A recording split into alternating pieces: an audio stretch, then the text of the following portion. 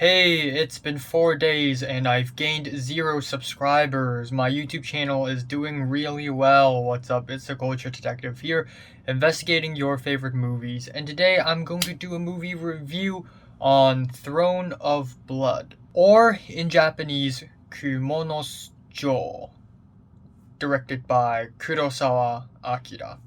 So, okay, please just let me review this in peace. Please.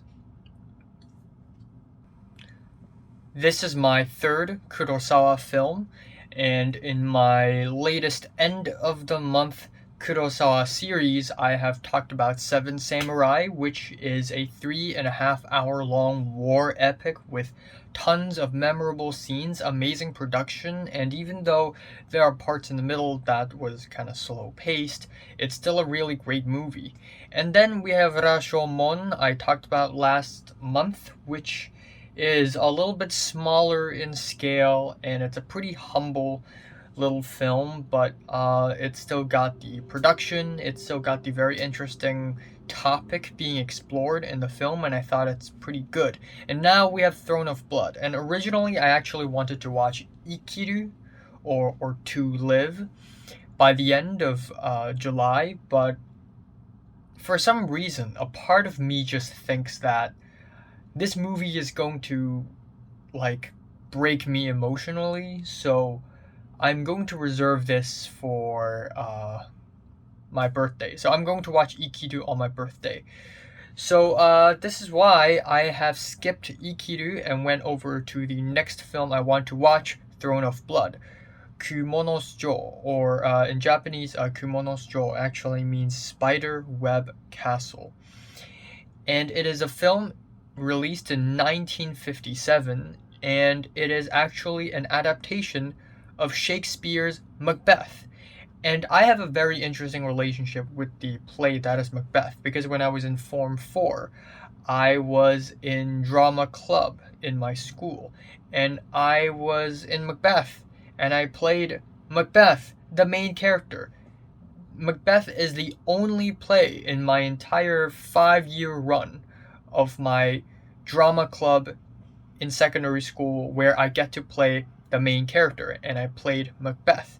So, yeah, now I'm watching a Japanese rendition of Macbeth, which is absolutely cool. So, of course, Macbeth is the very famous play about Macbeth, who is a Scottish warlord who is told by 3 witches that he's going to be king. And Macbeth's wife, Lady Macbeth, pretty much manipulated Macbeth to kill a lot of other people just to climb the ladder and become king and become more and more ambitious. And at the very end, Macbeth basically succumbs to his own ambition and basically fails and dies.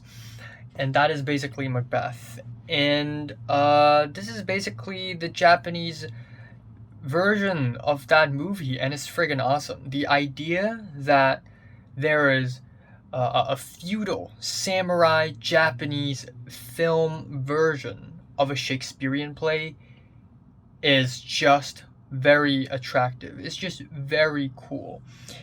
And I really like that Kurosawa likes doing period films because, of course, Seven Samurai, Rashomon, Throne of Blood, this, and then there are, of course, like The Hidden Fortress and Ran and Kagemusha. There are also a lot of period films in his discography, and lately I've been pretty into watching period films too. So it's just really cool to watch Japanese Shakespeare. It's just so freaking cool. And also how there's a fantastical spin on it, because Seven Samurai and Rashomon are really realistic Japanese period films, nothing all that crazy. But in Throne of Blood, you have the spirit, you have visions and hallucinations, and it gets pretty trippy sometimes, which is really cool. Another thing I like about this movie is that it's really well shot, but that is to be expected in any Kurosawa film. The composition, the camera movements are all really steady, they're all really just contained and really solid, and they're just well shot. That being said, though, this movie is actually not as good as I hoped it would be. Maybe it's because there are just a lot of moments that's just unnecessarily slow pace, in my opinion, especially in the beginning. I mean, when Macbeth and Banquo, aka in the story, Washizu and Miki, met a spirit, that scene was really great. But the scene afterwards, they were just riding their horses in the fog for like 3 minutes straight. And they were just going back and forth and back and forth and back and forth. And I know it's purposeful, but I just didn't enjoy that bit pretty much. And the first half of the film in general is also really slow paced. And then the second half really picks up its pace, and the climax of the film is pretty climactic and pretty memorable. I guess another problem I have with this film is that some scenes are just not as intense or as climactic as it thinks it is. Like, a lot of the death scenes are shown off screen, and it's not like they don't have the budget for it or anything. I mean, when some guy gets slashed by a sword, not a single blood drop is spilled, even though there should be. In the story, there is. There's just no budget for it. I think the performances are fine. Of course, we have the long collaborator with Kurosawa, who is Mifune Toshiro, and he plays the main character. And of course, we have Shimura Takashi, who plays one of the enemies of Washizu, aka Macbeth, of the story. And Lady Macbeth in this film is more polite and more reserved and more gentle than she would have been portrayed in a traditional Shakespeare Macbeth play. So that is pretty cool. But other than that, this film just didn't really blow my mind or anything. I like the ending. I genuinely think the moving trees thing is just really cool. And also the scene at the end when the arrows were just flying left and right. That was really memorable. But that is just what I think of this film.